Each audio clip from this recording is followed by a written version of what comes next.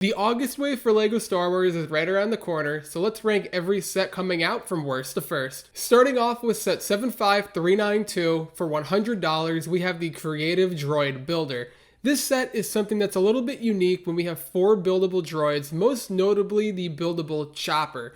It's an alright set, but compared to the other sets coming out this month, this one just doesn't compare. Yes, there is a 25th anniversary minifig in Young Leia with Lola, but that really doesn't get me too excited for this set, and it's one that I'm more than fine with passing up on. Not to mention the Lola droid piece is way out of proportion. Now, I know that really doesn't matter all too much to me in my opinion, but it does look a little bit silly, and out of all the 25th anniversary figures, this one is probably the least exciting to me. It's still a great minifig, but just when comparing it to every other one, it just falls way below the rest. I mean, you have the likes of Cal Kestis, Saw Gerrera, Fives. Even though that figure is a nightmare, it's still better than the Young Leia, just more exciting as it is a clone. But back to the set itself, I think that it's fine. I like how you can customize all the droids. That's a fun play feature right there that I think many people will enjoy if they pick up this set. So you can do a lot with it, but when you compare it to every other set, I really don't think it stacks up with them. Next up, we have the TIE Fighter and X-Wing mashup, and this is a pretty easy pass for me. It's just another TIE Fighter and X-Wing. I understand Rebuild the Galaxy. They have the X-Wings with the TIE Fighter wings and vice versa with the TIE Fighter with the X-Wing wings. I understand that, but as far as the set goes, it just doesn't do it for me. There's 5 minifigures, but there's only 3 minifigs I really care about, and this is $110. And I think there's better X-Wing and TIE Fighter playsets from the past. Most recently, we had an X-Wing and TIE Fighter just retire in 2023, not even a year removed, and I think those were just better sets overall, and with both of them, you got more minifigures, and you would be saving yourself less money. I understand what they're doing here with this set, with the wing swap because of on the show, all that, but it just doesn't do it for me. I think as a play feature, it's fun, unique, but it's too much money. It's something that I personally wouldn't have. I don't think I'd display it with the swapped wings, so I just don't see a purpose for myself buying it. I think it's a fun idea, but I don't think it's going to translate all too well as a set. As much as I want to like it, I just can't come around to it. Okay. The next set might cause a little bit of controversy with set 75385, Ahsoka Tano's Duel on Peridia. Yes, I know, this set is one everyone's hyped about primarily because of Grand Admiral Thrawn. This is the second ever time we're getting him. The last time we had him was in 2017, and it was an awesome minifig, and now we're getting him again, a much better version in my opinion. Even though the 2017 version was great, this is a much better live action upgraded version, which I absolutely love. But why do I have this set so low if I really love that Grand Admiral Thrawn minifigure? And the build itself is kind of bland. It's bland in my opinion. It's just gray pieces with a couple black walls around it, and that's really it. If you're buying this set, you're getting it for the minifigures, and I can't put this any higher on the list with how I feel about it. Yeah, the figures are cool, but the build, it's pretty lackluster, and I really don't care for it. Yeah, there are some cool play features, but that's about all that there are to this. You're really picking it up for the figures, and that's the end of story here. It reminds me a lot of Obi-Wan vs. Darth Vader. Yeah, the minifigures were cool, but the set itself, you can just take it apart and use those pieces for a mock build, if you so please. This is a set I can see myself easily passing up on. If it's on a crazy sale, yeah, I'll pick it up, but I'm not gonna go and spend $55 just for a set that I only care really about one minifigure in Thrawn. Another big issue with this is that there's no Captain Enoch. For $55, I would have liked the more exclusive new custom Enoch. We don't even have an Enoch. We're probably getting Enoch sometime in the future, maybe if we get a Thrawn Star Destroyer. I hope probably 2026 in my opinion. We get a Night Trooper instead. It is a good figure. I like it, but I really don't know how to feel. I feel Enoch would have been much better, especially when you're charging $55 for just a bunch of great pieces, and the main selling point is Thrawn. The Ezra figure I have to touch on. It's a good figure, but it's my least favorite of the whole bunch. Those eyes, for whatever reason, really just make me not like the figure. I don't know who thought that those straight up blue eyes would be a good idea. Ezra needs pupils. It just looks very reminiscent of, I feel, what they're doing with the new Sith minifigures with no pupils. And I'm really not too crazy about that. I like when the figs have pupils. I just don't think it looks all that great on Ezra, even though the rest of the figure is fantastic. But for $55, I'm not going to go out and pay that much money for a set that I would only be picking up for the figures with a lackluster build when I really only care about one of the figures in particular. Alrighty, in 6th, I have the Desert Skiff and Sarlacc Pit. This is a set that I like the build itself, but the price of it is outrageous. $80 for this, and not to mention, LEGO's releasing this set so you can buy it and pair it up with the UCS sail barge that's coming out later this year, and that sail barge, it's probably overpriced if it's reminiscent of anything like those leaked photos of it that came out a few years ago from the survey that we saw. I can't show those images, but if you search on the internet, you will be able to find them, and that sail barge doesn't look like it's anywhere near the $500 that they're going to be charging. Then you tack on another $80 with this, and you're at nearly $600. But the Skiff and Sarlacc Pit itself, it's just overpriced. Yeah, it comes with 25th anniversary minifig 9 nub, but you can't charge $80 for this. This to me feels like a $50 or $60 set.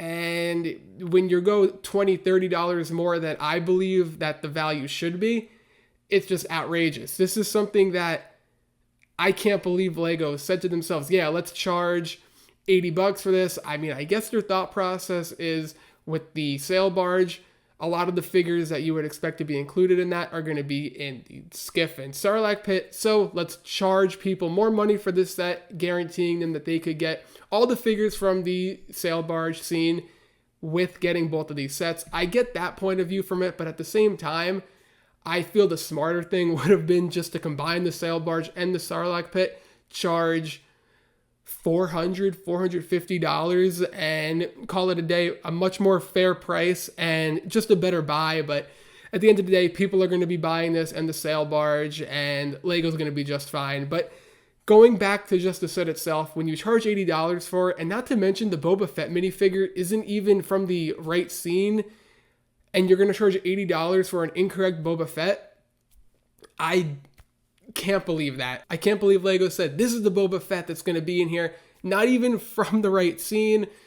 It's a good Boba Fett minifigure, but when it's from the wrong film, I don't know how that happens. It's just disappointing to see how the prices are going up, and on the other end, you have the quality and the attention to detail rapidly decreasing. You would think as prices go up, they would want to increase the quality and the attention to detail.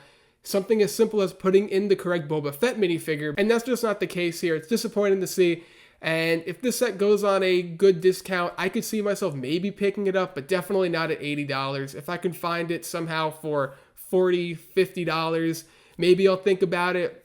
Definitely not at $80. Making it to the top 5 is one that people are going to have, I feel, all over the place with the all-new buildable C-3PO. For $140, you get what I consider to be a pretty good buildable C-3PO. You know, I don't love it, but I don't hate it. It's one of those good display pieces that are going to pair up really nicely with that $100 R2-D2. They're meant to go together, as they are in scale with one another. The build itself is nice, the price is very fair, and my biggest gripe with the set comes with the face. I just don't like how the eyes look, and that's the one big downside from that. A lot of people are saying, oh, they should have included another arm, like the red arm that we saw in the sequel trilogy, but on the other end of that, that would have just made the price even higher. And did you really want to spend extra money for an arm that you were going to pick, either the red arm or his normal gold arm, and you were probably going to leave it that way?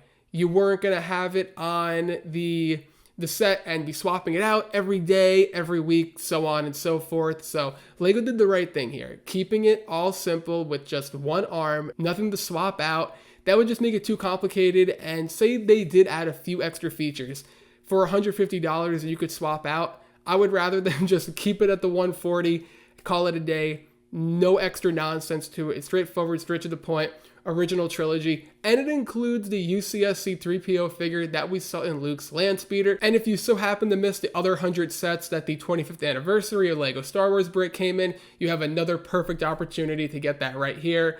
And this is a set that I highly recommend if you plan on or already have the buildable R2-D2. I think those two sets are amazing to pair up together. And you can go with the trifecta and get that buildable Chewbacca, even though I think you can leave it out. But definitely if you plan on or already have that R2-D2, this C-3PO is nearly a must-buy. In fourth is set 75394, the Imperial Star Destroyer.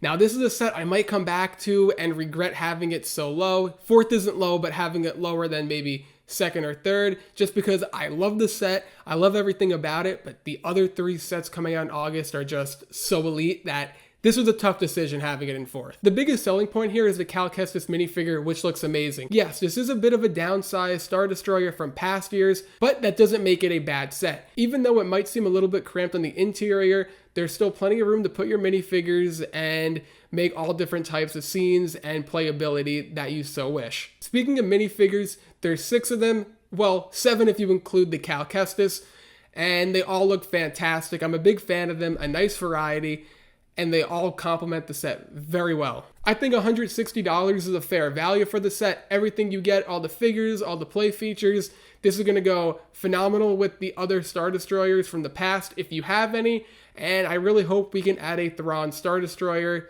to complement all the Star Destroyers from the past and the future. Let's move on to the top 3 with the Onyx Cinder. There were photos for this set circulating online, but they've all gotten taken down, so I'm not going to risk anything and put them on this video. You can find them online as well as you can find reviews for this set. I love how this set looks. This is a very interesting situation with this set. It was supposed to release in January of 2024, but the show got delayed, so then the set got delayed, and we heard nothing about it. And there was speculation of when is this set going to release? Is it going to be June? Is it going to be August, September? No one really knew, but we have confirmation that it's going to be happening in August, and the show will be happening at the end of the year. The Skeleton Crew show is one that we don't know a whole lot about, but it interests me, and I really like how the set looks. The minifigures all look fantastic, so it gives me high hopes for the show. I'm very curious to see how this is going to sell. Are people going to buy this day one, or are they going to wait to see how the show is before they go out and spend their money on this set? And this is something I'm very much considering buying on day one, even though I know nothing about the show and haven't seen an episode, because of how cool it looks and how cool the minifigures look. There's so many positives with this. I think at the same time, kind of going back on what I said, that could be a positive. Nobody knows anything about the show, anything other than what the Onyx Cinder looks like now, besides we had that concept art from a few months back. I think people are saying to themselves, yeah, it's a cool set. I want to go out and buy it, even though I know nothing about the show. I think there's both ends of the spectrum here of I'm going to wait to see how the show is before I buy it. And then other people like myself who are considering the set looks awesome, I want to buy it day one. I'm very interested in seeing what people are going to do. Are more people going to hold off to see how the show is, or are people going to go out before the show releases, before they have an opinion on it and buy it? I'm leaning right now towards wanting to buy it before I see the show, just because of how awesome the ship looks and the minifigures are. It's really blown me away from the images I've seen, so I'm excited for it, and I do plan on picking this up at some point. If it's not on release day, definitely before it retires, just because of how cool it is. And I want to hear your opinions. Are you going to be picking this up before the show comes out, after? Are you just going to be waiting? It's an interesting set, interesting situation, and thinking how LEGO leaked the Star Wars ship to us is pretty funny, considering that there was little to no information on it, and now we know what the ship looks like, and it looks pretty good. At number 2 is another Rebuild the Galaxy set with the Dark Falcon. This set is one that everyone is super pumped up for. I can't wait for it. And there's just so much to love about it. First off, it's a Dark Side Millennium Falcon, which is cool enough as is. And then you include the awesome minifigures. What's there not to love? Darth Jar Jar feeding into the memes. And then you have Jedi Vader. Those two figures alone are... I can't even put in the words how awesome they are. In my opinion, those are the two best minifigures in the set, and it's not even close. But you also include Darth Dev, which he's going to be another character in Rebuild the Galaxy. And then you have Beach Luke, you have Bounty Hunter C-3PO, Darth Rey. So many awesome minifigures included here. It's really cool to see LEGO go this route. A Dark Side Millennium Falcon is something I never would have thought in my wildest dreams. When the rumors were first surfacing, it was very split of this is happening versus this isn't happening. And I'm super happy it's happening. It still feels like a dream that I'm waiting to wake up from, because even though we have the photos here, it's official, it's happening. It just feels like something Lego would never do, but they're doing it. Yes, $180 is a bit steep, but with how cool and unique this is, we're never going to see anything like this again. I see myself buying this. I might use my VIP points, or I might bite the bullet and spend the $180. I'm up in the air on that, but this is definitely a set that maybe not right on release day, but definitely before it retires, I want to pick this set up.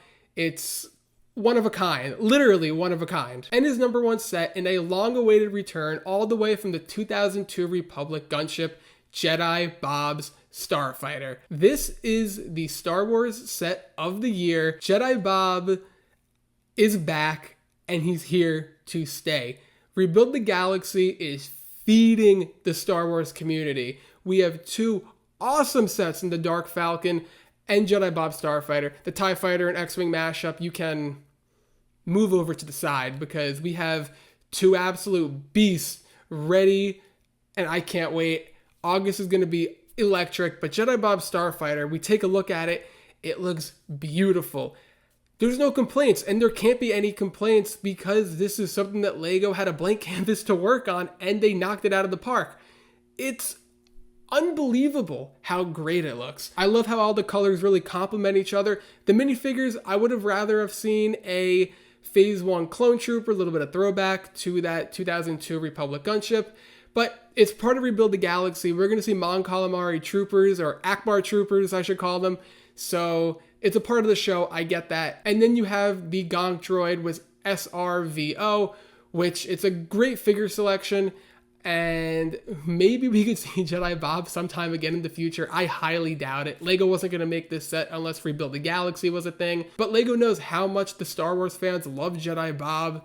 So hopefully, fingers crossed, we can get Jedi Bob in another set down the road with a couple Phase 1 clone troopers. I think that would be something that would be very popular. I know for a fact that would be very popular, just based off the fact of the love for Jedi Bob and the love for clone troopers. Right there, you have two factors well in your favor, and I think Lego should capitalize off of it. Maybe we can get a Jedi Bob UCS set. I don't know. Just thinking crazy here, I guess.